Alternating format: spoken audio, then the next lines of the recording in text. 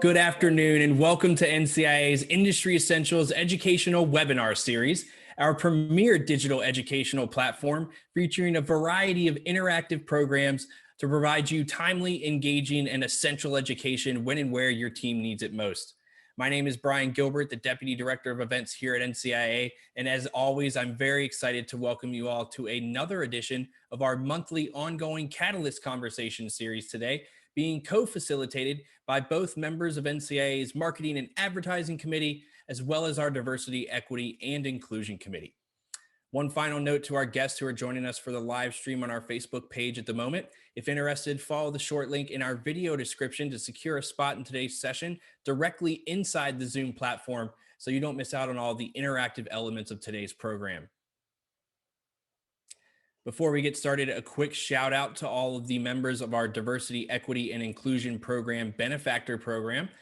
These companies have all taken their commitment to social equity to the next level by providing significant financial support for all of our DEI efforts across the association. You can learn more about how you can join this rank of pioneering businesses by heading to the short link that you see listed there on this slide, or by engaging with our DEI coordinator specifically inside the chat room, Mike Lamuto.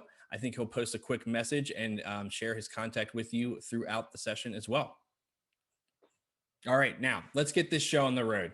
In today's program, the Marketing and Advertising Committee has teamed up with the Diversity, Equity, and Inclusion Committee to showcase a powerful discussion that every social equity operator should hear, entitled How to Maximize Your Marketing Budget and Efforts. You'll come away from today's conversation understanding both the importance of marketing and how to best leverage different marketing strategies and platforms to benefit your business, particularly as a social equity or legacy operator. I know our audience is eager to dive into today's conversation and get their questions answered along the way, so let's not waste any more time. To kick things off, I'd like to welcome our moderator for today's session, Amy Larson, the Vice President of Marketing and PR at Simplifya, as well as the Chair of NCIA's Marketing and Advertising Committee. Welcome, Amy, to the virtual stage. I think I'm going to turn it over to you to introduce our panel of cannabis marketing and retail specialists. That sounds great. Thanks so much, Brian. All right. Just as a quick intro, Brian mentioned I am the Vice President of Marketing and PR at Simplifya. I'm also fortunate enough to be chairing the Marketing and Advertising Committee this year. I've been working in the cannabis industry here in Denver since 2014, 2015, when Colorado's adult use market opened. I've worked in marketing and PR for over 20 years and have been involved with NCIA for the past 5 years. So if you're not involved in NCIA, I highly suggest you do it and get involved in the committees. It's some of the best networking opportunities you will ever find. So I am thrilled today to be joined by some incredible cannabis marketers. And I'm actually going to let them introduce themselves. So just because she's showing up first on my screen, Josephine Nowitz, would you please hop on and introduce yourself? Sure. Thanks, Amy. Thanks, Brian. So I'm Josephine. I have been working in the cannabis industry since about 2016. And I am the co-founder of Cannabis Creative. We are an award-winning digital marketing agency based in Boston. We have clients in the cannabis space all over the US. We're working in about 24 states now. We have clients in Canada, Mexico, and Europe. So we work with everyone from dispensaries to MSOs to mom and pop shops, ancillary extraction companies, CBD and hemp companies, and cultivation and farms. And we work with a lot of social equity license holders. So we do some really great pro bono projects and also offer discounts. So very excited to be here today, excited to meet everyone and answer some awesome questions about marketing. Awesome. Thanks so much, Josephine. And Devin Jones.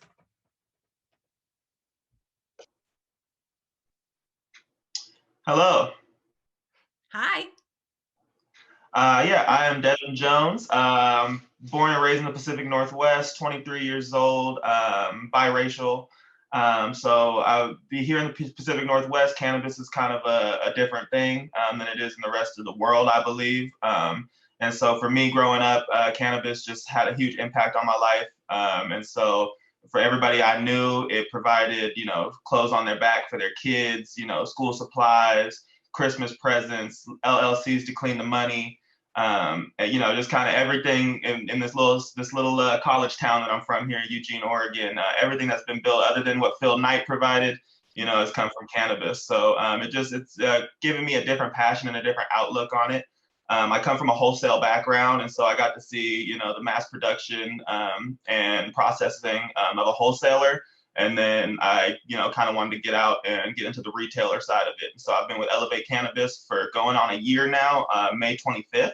I just became the manager last month. So, I've been here since the very beginning.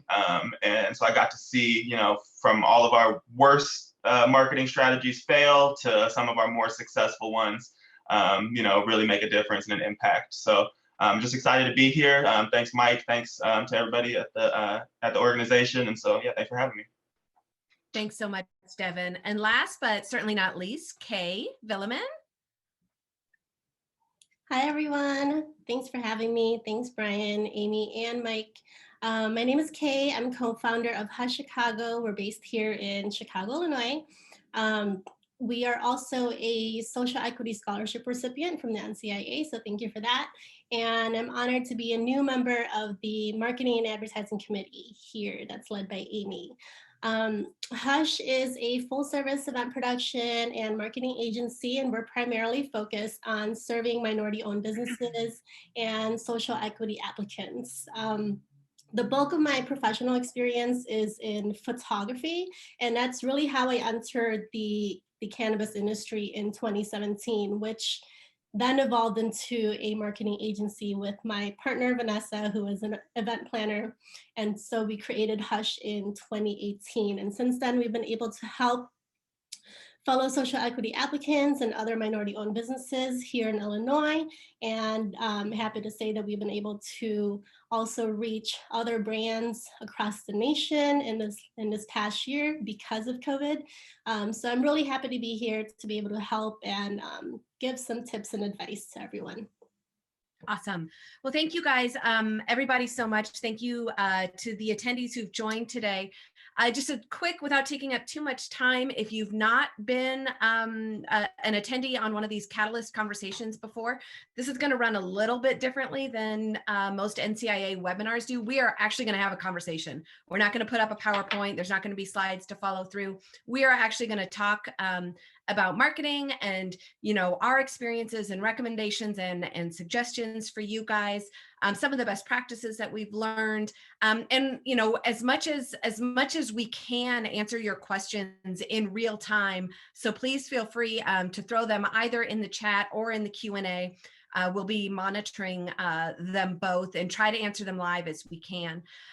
Just a quick background on kind of how we got to this conversation today. Our efforts on the marketing committee, we decided this year we wanted to put together a marketing mentorship program to benefit the social equity scholarship recipients at NCIA. And we knew Mike and the Diversity, Equity, and Inclusion Committee were doing a lot of educational things. And so we really wanted to tie our efforts together to support people in the industry who are social equity, participants, application, sorry, my brain just went blank, but people who have been awarded social equity licenses, because we feel like at this point, that's where our efforts and our focus should be to help move the industry forward. So that's why how we got to today. And our goal is that this conversation is the first of many marketing conversations. So please hang on and fill out that exit poll at the end, because we really want to know what topics you're most interested in learning about, so we can tailor these conversations in a way that is actually beneficial to you guys out there. So today we're going to start the conversation a little bit higher level. We're going to start talking about marketing and how to build that foundation and make sure that you're putting together really smart strategies and tactics and not wasting your hard-earned money and not, getting caught up by having somebody pull your Facebook page or your Instagram page down.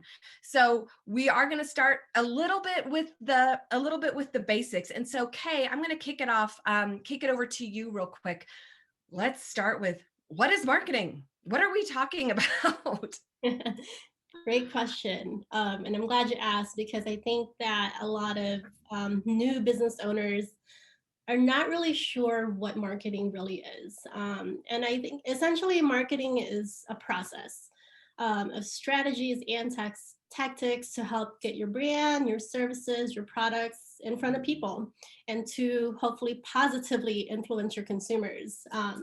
There's no one fixed way or strategy in marketing, but some of those different strategies include digital marketing techniques such as social media marketing, email marketing, content marketing, influencer marketing, and then using ads and PR as well. What we have done successfully at Hush is event marketing, which is using in-person events to activate brands and raise awareness for products by bringing immersive and experiential environments with your brand. And this is especially important, I think, in cannabis, as the standards for celebrating cannabis has been pretty low for a really long time. So we've been able to use events as a way to help brands market their products, their services, but also to provide a more elevated and upscale experience with cannabis that people haven't seen before. So as there are many strategies when it comes to marketing, you really can't have a successful marketing plan without thinking about everything else: your brand's identity, your messaging, your branding.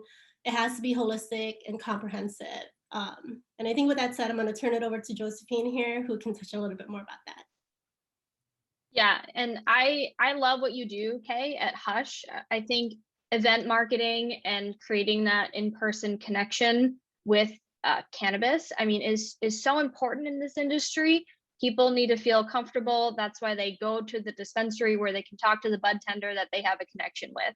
So event marketing is so important in introducing new brands or products, or just engaging with your community in person. Highly recommend doing that. That's not what we do at Cannabis Creative. We do digital marketing.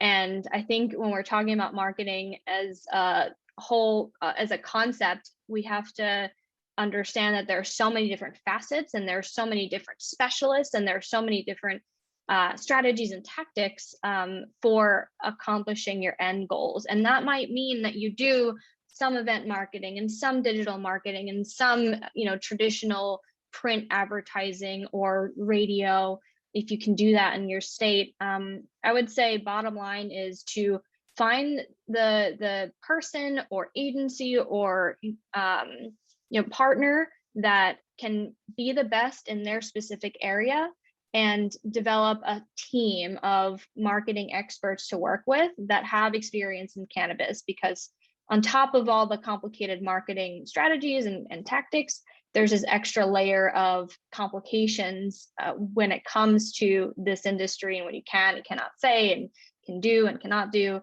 And so that is relevant to everything from event marketing to digital marketing, packaging design, and branding too. Devin, is there anything you'd like to add to that real quick? Well, yeah, so I guess the first time I said, my experience with it was just guerrilla warfare marketing for me, which I don't even know if that's a real thing, but we just went out every day and passed out handwritten notes, like positive cards, to people. And so I guess what one thing that Josephine said that I thought was interesting is what is your goal for your marketing? So are you trying to grow locally in your community? Are you trying to go nationally, internationally? What is your market? Who are you actually trying to reach out to? And for us, we in a college town, we wanted to reach out to these campus college level kids. And we realized that, every year, every 4 years, especially, we have a chance to remarket and rebrand ourselves to these kids who have never experienced marijuana before. You know what I'm saying? And so just trying to figure out exactly who it is that we were trying to market to, and what we were trying to market, that branding of something that, people can really resonate with. So I just thought that was interesting, because I never actually thought about it, like how Josephine said about what's your goal with this marketing strategy. So, and Devin, thank you for hitting on that, because that's kind of it's a perfect lead into the next topic that we're going to cover, which is really, to understand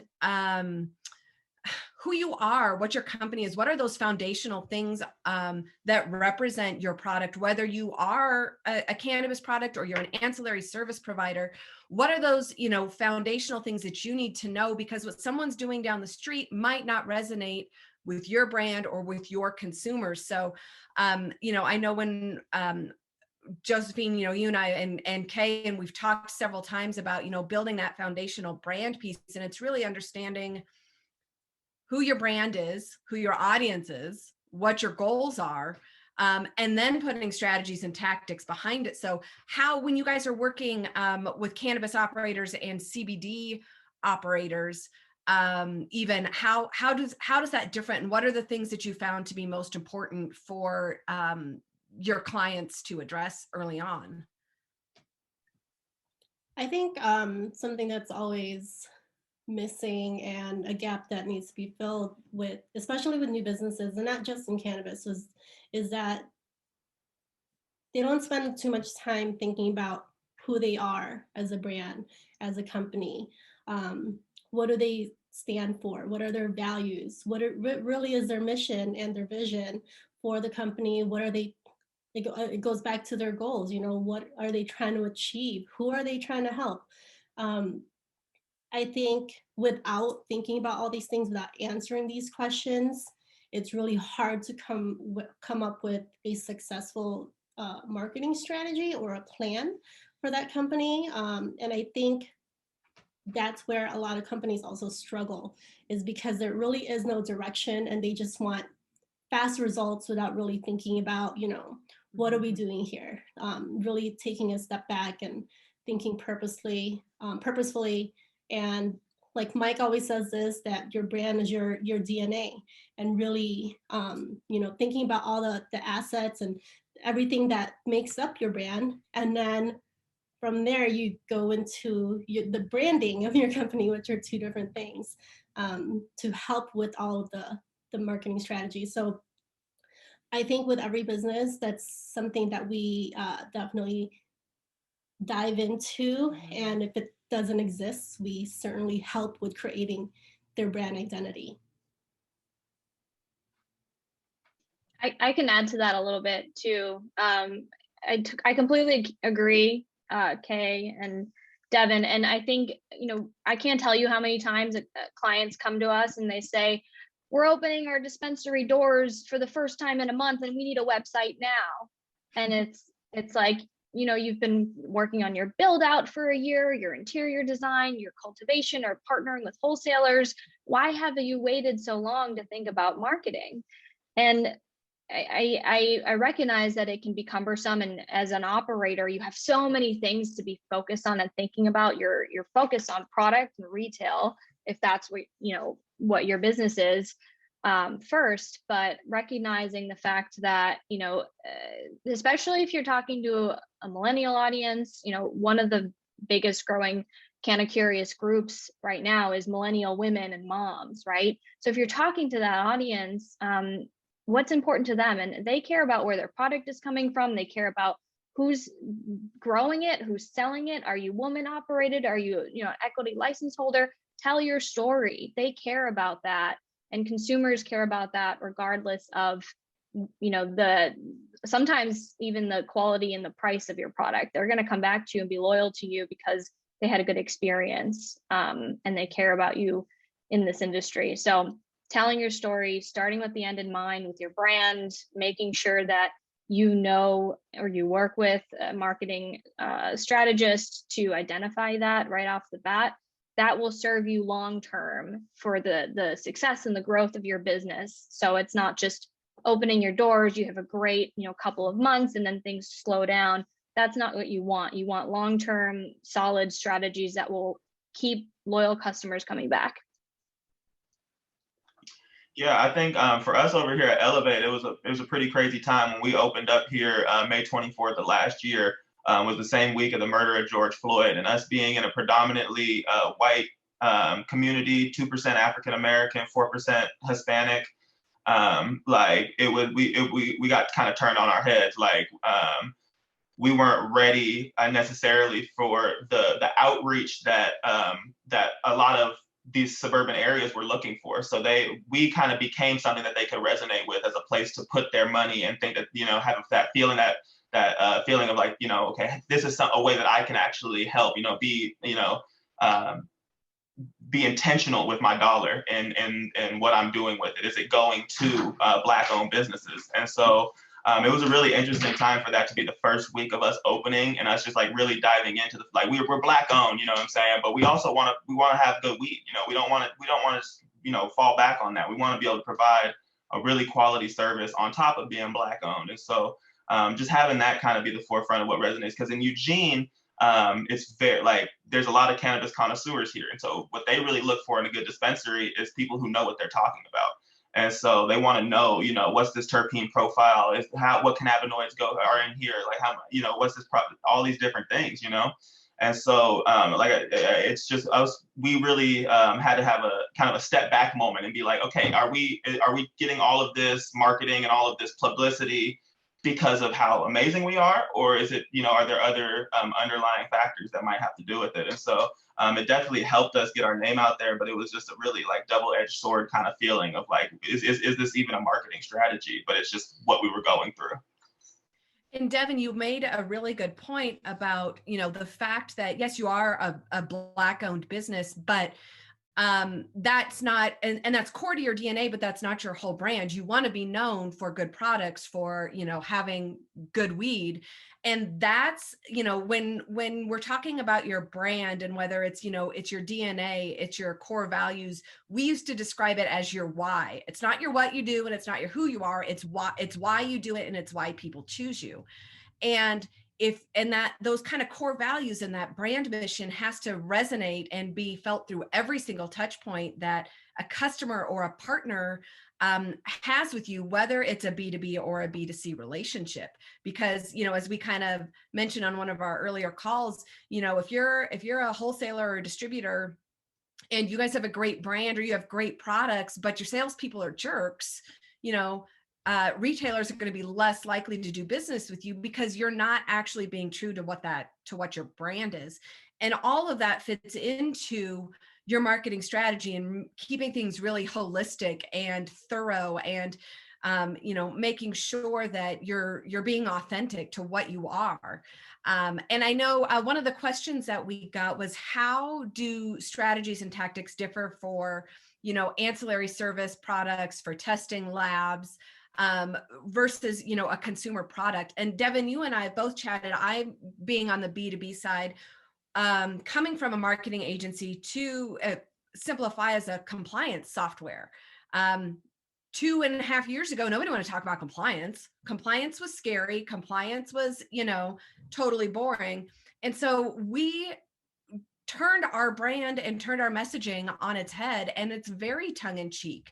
And we approached it from a more consumer, what do consumers want? We're still in cannabis, our target clients, people who work in dispensaries, licensed operators, they don't want to wear boring t-shirts. They want to wear, t-shirts that say I'm compliant AF and I love pop compliance and stuff like that. And so we were able to make our service, our B2B ancillary service, more consumer friendly by approaching it from a consumer perspective. And Devin, I know you had a great example of that you guys did that I'd love for you to share too.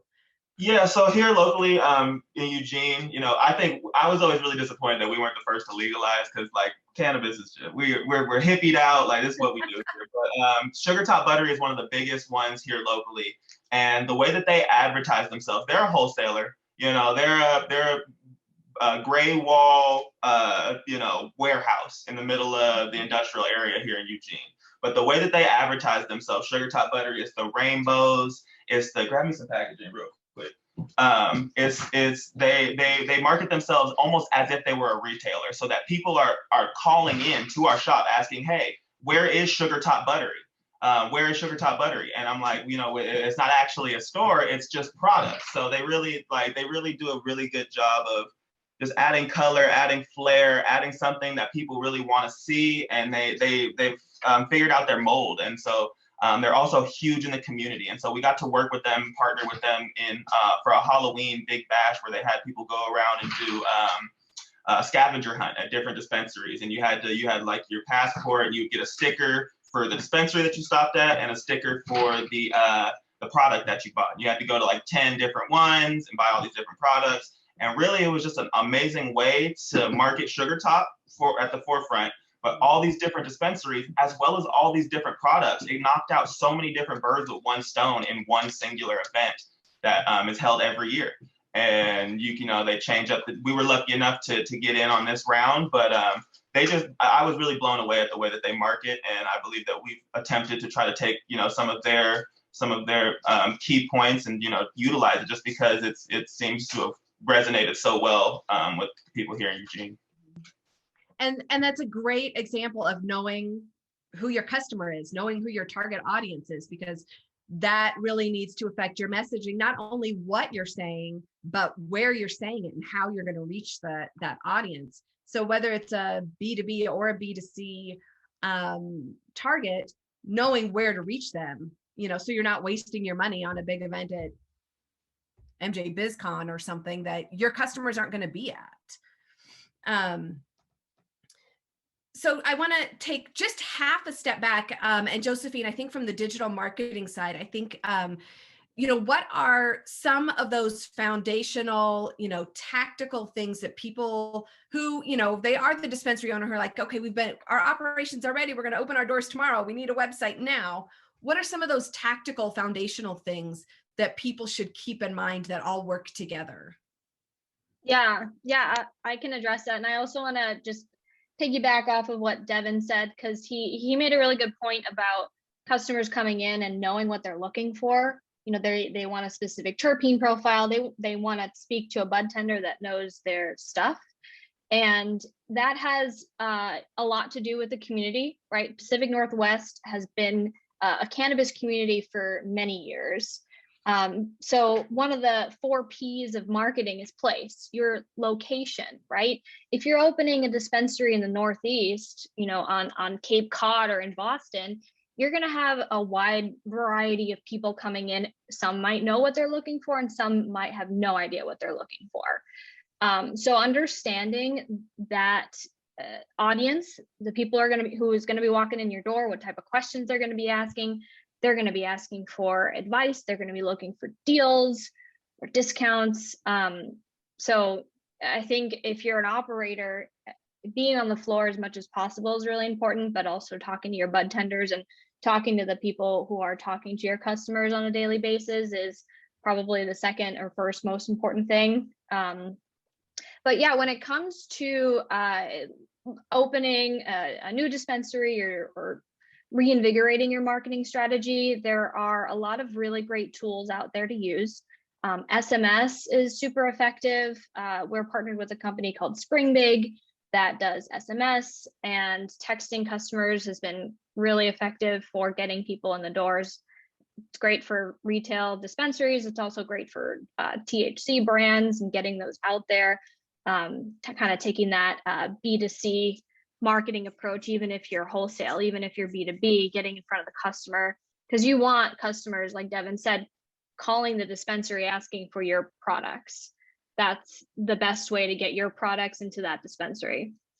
And then also just being on top of your web presence, making sure that your Google My Business is claimed. Somebody Googles you and they can find you on Google Maps. All the information is correct and accurate, your phone number, your website. Encouraging people to write reviews online is really great. Leafly, Weed Maps, Google Maps, because think about it from a consumer perspective. If you're new to a city and you're Googling closest dispensary near you, what are you going to find? What are you going to see? So investing in your SEO strategy, content strategy is really important, and educating as part of that is really important. And all of that can be done from a digital perspective, in addition to print, in the store. Kay, is there anything that you'd like to add to that? Yeah, I actually wanted to go back a little bit more even to something that Devin said earlier about, knowing. Devin, you're just the catalyst in this catalyst conversation today. Thanks, Devin. So him, stating facts about, their demographics or where they are in their landscape, have being just like 2% African American, majority white, like not just, I think a lot of marketing is in research, and it's researching not just your customers, but researching your competitors, like, and where you fall in that landscape. I think people undermine other businesses like theirs, and with the industry that we're in, especially here in Illinois, we're such a new and immature, or a baby industry compared to Colorado or California or even Oregon. Laws are constantly changing. So it's good to really be in the know of what's going on around you, knowing, where your company stands. There's constantly new businesses popping up all the time, especially in such a new industry. So just really being aware of all those things, knowing who you are as a brand, knowing who your customers are, and always having your customers at the top of your mind as well. Yeah, here in Eugene, there's Eugene Springfield area. There's about 400,000 people and 233 licenses to sell recreational marijuana. And so like, there's just not, it like you have to stay like competitive out there. Otherwise there's not much room for you here. So, we have our other location in Mass where there's like, I don't know the exact number, but there's not as many licenses. I think it's like 25 or 30 licenses in the state of Massachusetts that are recreational. So, but it is an affluent area. And so, and the market is here. So there's so like, of that 400,000 people, so many of them indulge in so much cannabis that, it's able to keep 233 licenses, at least in the positive. So it's interesting to just those different markets, like you're saying, just trying to figure out where you can actually fit in and make a difference like that. Yeah. And so, we've talked a little bit about, laying the foundation and, some different tactics. But I think one of the things that, both marketers and non-marketers, especially, operators, if marketing is not what you eat, sleep, and breathe, we see shiny objects, we see tactics that we want to go after. So let's talk a little bit about the difference between having a strategy and what's the difference between strategy and tactics, and how do those two go hand in hand so that, we're not wasting our dollars? Josephine, do you want to, or Kay? You want to go, Kay? Okay. Go ahead. Yeah. So the way I look at it is strategy is your roadmap. It's your long-term goals and how you're planning to achieve them. Whereas tactics are the specific actions or the steps you're going to take to help accomplish that strategy. So, for example, if the goal is brand awareness, you're a new company who wants to introduce your brand to the public and make a presence in the market, a strategy you can take is content marketing, for example, which is, creating and distributing valuable, relevant, consistent content to attract your customers. And some of the tactics you can use for that strategy are writing blogs, creating fun videos, having fun visuals like infographics, or doing a podcast. Yeah, that's exactly what I was going to say about content marketing, actually. You nailed it. Yeah, strategy is the overall plan. For digital marketing, it's very analytical. So we can measure everything that we do, and we can look at your KPIs from a quantitative perspective and say, I want this amount of website visitors. I want this amount of people reaching out to me or placing an order online. I want to grow my following on Instagram by this much. So those are all the KPIs that you can focus on with your strategy.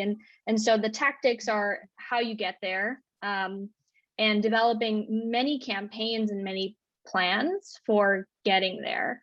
And I think one of the most important things to consider is doing the research, looking at your competitors, developing a plan, implementing that plan, executing it, optimizing it, and really understanding, is it working, right? Is that tactic working? Measuring the results and optimizing. And if it's not working, if it's not bringing in revenue or new customers or sales or new orders online, then you try something different. But I think making sure that you're closing that marketing loop and assessing, is this tactic driving revenue and growing my business or achieving this particular goal that I'm trying to achieve, or is it not? And it's okay if it's not, but if it is, how can you further optimize that? How can you leverage, more sales or more loyal customers? So that, I think, is key. And marketing has changed a lot with the digital age. It's changed a lot over the last just decade. And I think a lot of business owners don't necessarily know that you can measure everything that you do, from someone filling out a form online to coming into the store and making an order, and the value of that customer, long-term lifetime customer for your dispensary, can be measured. So lots of tactics to be implemented there. Yeah, one thing that I just want to touch on from personal experience with creating the social media and trying to create a presence on social media, something that's really important that I'm seeing is that, having that communication obviously is important in all business. Marketing is just a form of communication, but having that line of communication between the person who is creating the content for your brand and the brand itself, like the shop itself, the people itself, engaging so that the person who is creating that content for you is just as aligned with the same core values and core beliefs that your brand has. Because I think a lot of people outsource to third-party branding businesses, agencies, whatever, and they lose that authentic feel and that true sense of that branding. So just having that clear line of communication between your content creators and your brand itself. And I know Mike just posed this question in the chat, but I'm going to ask it to our panelists to see anybody, and we can keep them nameless, or we don't have to. That's up to you guys. Are there examples of businesses who have gone just the tactic route and it has kind of imploded on them with zero results, no results, very short-lived results? I'm going to throw that out there and let you guys think about it for just a second. I mean, I have a small one. I'm not going to talk bad on specific names or nothing like that, but there's a lot of these different companies that, aren't retailers, aren't wholesalers. They're the ordering services and the processing, the third-party credit card transactions and all these different things. And there's so many of them. And they kind of want you to use all of them. And so trying to find the real, true, right ones that'll bring customers to your store with the correct information so that they're not ordering things that aren't right or anything like that. So we were going through we just kind of retransferred and reshifted into our main thing is going to be iHeartJane. We love them. They love us. They've been working really well with us. But we have so many different ordering services. We tried different credit card companies, and we had all of them jack of all trades, master of none. They just weren't bringing us. They were actually creating worse reviews, oh, Elevate doesn't have this brand that they had on this website, and it's it was a free trial website, whatever it is. So just trying to find the right companies to align yourself with to really get your brand out there the honest way, with true. Yeah, so that was a struggle we had for a long time. Well, and I think that's definitely true. I mean, from a little bit from the from the B2B perspective, we at Simplify are a compliance solution. That's what we do. We help people with operational and regulatory compliance. But every banking, every seed to sale tracking, every fintech, everybody claims they're a compliance solution, and they're not. It's one piece of the puzzle. And so battling over that chatter has been a struggle, and still is, because everybody claims they're a compliance expert when they only handle, a single piece of of cannabis compliance, which, as everybody here knows, is overwhelming on a good day. So one of the things that we've kind of hinted at, we've kind of talked about, or we've kind of talked around, but haven't really dove into yet, is budget. And how do we, how do you maximize your marketing budget? How do you know where to spend money, how much you should be spending? How do you maximize, the little amount of money we can, with all of the regulations that are in place? We can't just go buy Facebook ads. So what are your top suggestions for determining what your budget should be and then maximizing that budget that you have? Okay. Josephine, why don't you? Oh, okay. So I think it's important to spend a lot of time with thinking about your goal, right? And what you really want to achieve and the different methods and how you can achieve them. And not all those things require money either, especially with the digital world that we're in right now. There's a lot of free things you can do. And because of the space that we're in, of course, we had to be a little bit more crafty and creative. But writing blogs is free. Starting a podcast is free. What else? Social media is free. Social media is a tool. It's really a business tool, and you don't pay anything to just really get it started and get in front of an audience. So really thinking of what's included in that plan, really dissecting what can we do for free, what can we hire an intern to do, and really being resourceful, and at the same time continuing to do research so that you don't spend a lot of money on things that you shouldn't be spending money on. Being careful with sponsored ads, because in cannabis we can't really do that, right? Going back to the horror story, for example, a client came to us with their own horror story because they had spent so much money on PR and getting articles written and press releases on mainstream avenues without realizing that their packaging was not compliant. And so they spent about $80,000 in PR for nothing, really. When they eventually had to rebrand their products, they basically had to start over, and then they were super frustrated at what happened. And so instead of just jumping in because you think this is a great opportunity, let me spend all my money on it, really step back, think, consult some experts in the space, take your time, be patient. Get your lawyers involved first. Exactly. Yeah, exactly. So yeah, I think like being really resourceful, and then just being realistic in what your finances look like and how much money you could really spend, and like you said, seeking experts to help you even come up with that budget. Yeah. Yeah.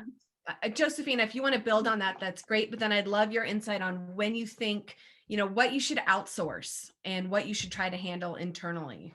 I think would be a great place for you to jump in after that. Yeah, I was going to touch on that too. I think identifying what your marketing budget is and what works for your business, and there are lots of people out there that can help you build that plan.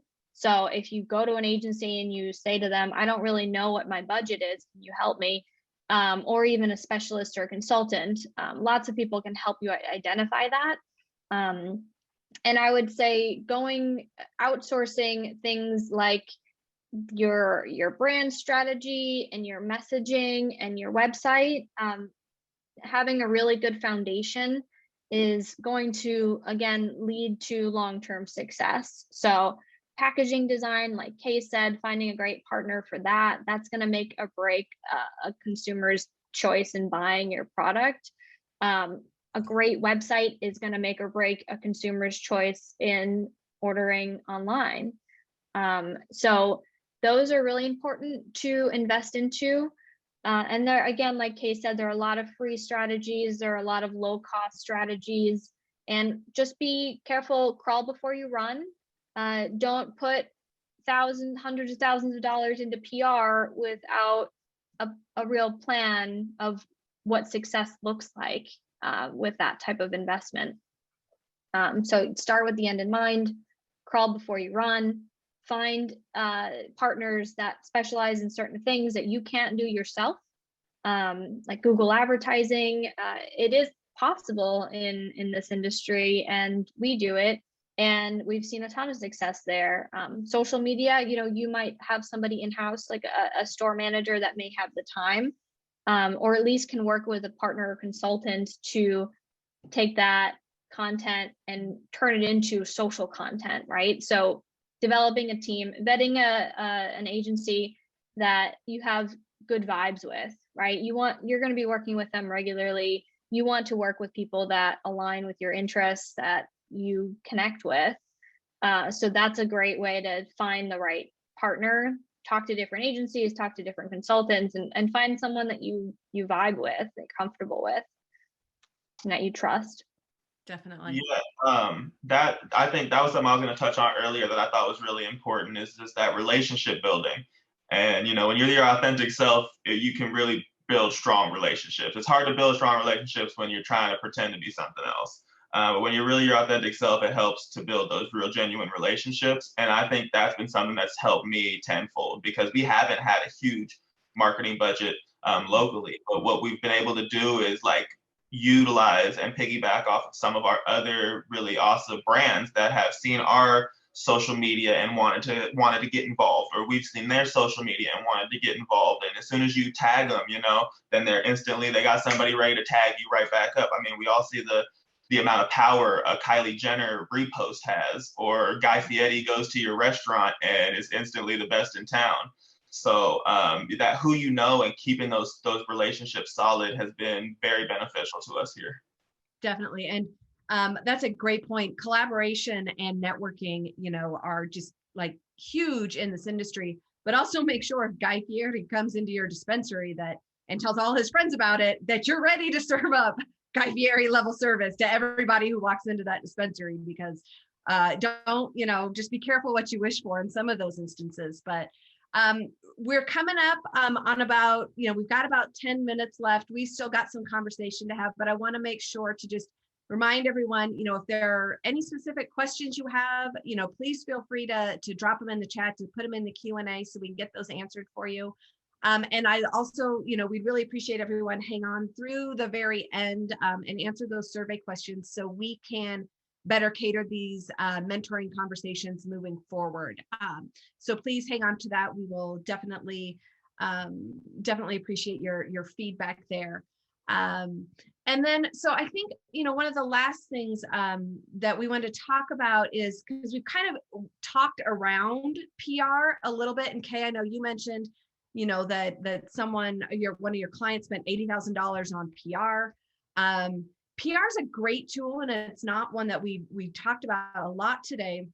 But again, it's one of those tactics that has to fit your goal and your objective. Like, you could get $80,000 worth of PR, but if your goal is really to be driving traffic to your website or to your dispensary, or driving sales, that's not necessarily an ROI that you're going to be able to track and convert and measure quickly. PR is going to help you with thought leadership and brand visibility and awareness and those types of things. And so it's a great tactic to have. And on those lines, I highly recommend everyone, if you don't have one, is to put together a crisis plan.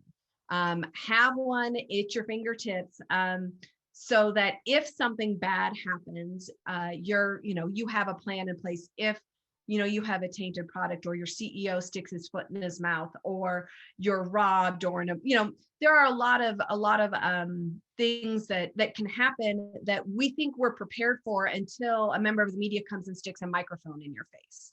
And for anyone who's interested, actually several years ago, we put together a crisis communications manual for the NCIA, and it is available for members on the website. So think about PR from a different perspective, and make sure that, and think about it from a preparedness perspective as well, because it will ultimately protect your brand moving forward. So we do have a few minutes left. I'm going to ask the panelists to, if they have any last questions, last thoughts. I know there were a couple of questions in the Q&A that Josephine typed answers to, but maybe you want to take a minute to dive into those a little bit more with a little bit more detail. Yeah, if there are no other questions, we can definitely, there are 2 in the Q&A right now.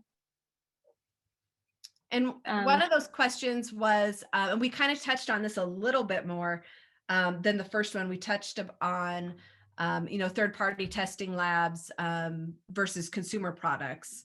But in terms of digital content calendars to manage social media, what are your recommendations for that? What tools do you guys use? We use a variety of tools. Hootsuite's great for scheduling and monitoring.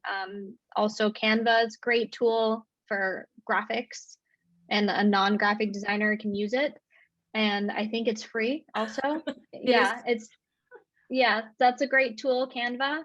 There are lots of tools out there depending on what you're trying to promote. I mean, if you're selling a product, working with influencers, you can do that in a free model. You can do that in a paid model, but that's a great way to get your product out there in front of people and grow your social media presence. So partnering with social media influencers, and there are tools that help with that, but that, again, you can also do that for free. Yeah, same with us. We use Hootsuite. Later is another app, and definitely Canva has helped with designing. Just super easy to use. It's become so robust, and I believe they're coming out with a content calendar as well. And something that we've also used is the Facebook Digital Creator. It has a free content, or you can schedule posts in advance, and you could schedule out, as far in advance as you want. And if it's connected to your Instagram account, you can also schedule posts for both platforms. We also use DM software. So anytime somebody follows you, they get a direct message right away. That's a great tool to use, particularly on Instagram. Okay. And then from one of the things I was going to throw out there too, from a compliance perspective, one of the questions that, we always get is from the marketing perspective, as well as from, being at Simplify, is how do I know that I can run my ad? What can I say? What about my packaging? What about, what are the rules? Am I going to get shut down? All that kind of stuff. And there are a couple of companies out there that can help with that advertising compliance perspective. One is called Vana, V-A-N-A. And the other one is called Philo, and that's F-Y-L-L-O. And those are both, one is, I think, a little pricier than the other, but if you don't have someone in-house that can help make sure your ads, your marketing, your packaging are legit and compliant, those are definitely a couple of tools that you can use in that regard. So any other, I don't see a whole ton of questions coming in. So I think that means you guys kind of rocked it. So Brian, I'm going to turn it back to you for a minute. Sounds great. Well, thank you, Amy, for leading such a great conversation amongst these experts. It was really interesting to see such a wide variety of different techniques and strategies and tips and tricks and tools that people can take into their toolkit from today's conversation being relayed today. I know that everyone here at NCIA is a huge fan of Canva.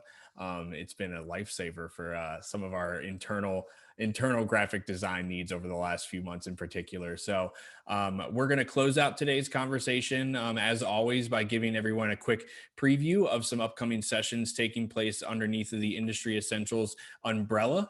Please do stick around. Like Amy and Mike made mention of a few times, we just activated an outro survey that we'd love all of your all's participation with in particular. That will help us gear future conversations that are going to take place underneath the Catalyst Conversation series, as well as any additional post-event mentoring interests that you all might have. Please do fill out this survey, and our DEI team, Mike in particular, will follow up with you post-event to make sure that you're provided with all the resources that you need, and any direct connections that you might want to make amongst the panel can also be facilitated as well. I think the panelists are going to stick around for a few moments inside the chat room as well. So while they leave the virtual stage over the next few minutes, please do give them a round of applause virtually. Post inside the chat room, letting them know how much you enjoyed today's conversation, what the best takeaway that you're getting from today's conversation is as well. And if you want to raise your hand in the audience pool so that we can get those notifications popping up on our screen, that always helps give us some feedback from these virtual events. Perfect. Awesome. Thank you, Kristen. Okay, perfect. All right. Well, let's dive into some previews of some upcoming sessions. Like I said, feel free to continue engaging with the panelists inside the chat room and post in any last comments, questions, or concerns that you have from today's program there over the next few seconds. All right. Well, next up tomorrow afternoon is the finale of our NCIA Committee Insights Best of 420 Marketing Campaigns competition. As some of you all may have noticed, over the last month, NCIA's Marketing and Advertising Committee has collected dozens of entries for the Best of 420 marketing campaigns. On Wednesday afternoon, these finalists will be recognized and showcased in our Industry Essentials educational webinar celebration. And in a twist, we're letting you all decide who is the best of the best. So attendees will have the opportunity to vote live to determine the top 3 winners. If you want to know more about the panelists before the webinar, or the finalists per se, you can head to thecannabisindustry.org/events to read more about the 8 campaigns, I believe, that are being featured as finalists, and then secure your spot for the free webinar in the live broadcast today before you miss out your chance. And then again, finally, one last huge shout out and thank you to the benefactors of NCIA's Diversity, Equity, and Inclusion program, with this month's featured companies including Tahoe Wellness Center, Copper State Farms, Greenbridge Corporate Counsel, Forefront Ventures, and last but not least, the law offices of Omar Figueroa. If you're interested in learning more about how you can support this program, either financially or through another means, please do contact Mike Lamuto, our DEI coordinator, who's on staff and attending the session this afternoon. All right. And with that, thank you all so much for participating in another NCIA Industry Essentials educational webinar. Huge thank you once again to all the members of our Diversity, Equity, and Inclusion Committee, as well as the Marketing and Advertising Committee, for presenting today's session, along with all of our audience members and, most importantly, our member business owners that make our work possible each and every day. You'll all be redirected to a quick attendee survey after the meeting room closes, so please do complete that. That'll grant you immediate access to our presentation files, as well as our formatted video recordings. Do note that all current NCIA members receive exclusive 30-day access to that video recording that will first be posted inside of our members-only community platform, NCIA Connect. So stay on the lookout for an email to be sent out to you all later this week that includes direct links to that, as well as our public archive. As always, we'll leave you all with this end of event credit sequence highlighting the 100+ member businesses that have made up our Social Equity Scholarship Program for the past year, as well as all the other member businesses that participated in this afternoon's session. If you don't see your company listed, that means that you need to head to thecannabisindustry.org/join following today's session to join the movement for a responsible and equitable cannabis industry. Thank you all once again to all of the members of our panel. We'll see you all hopefully tomorrow alongside another committee insight session hosted by the Marketing and Advertising Committee, highlighting all of those best of 420 marketing campaigns. Hope you all have a good one, and we'll see you then.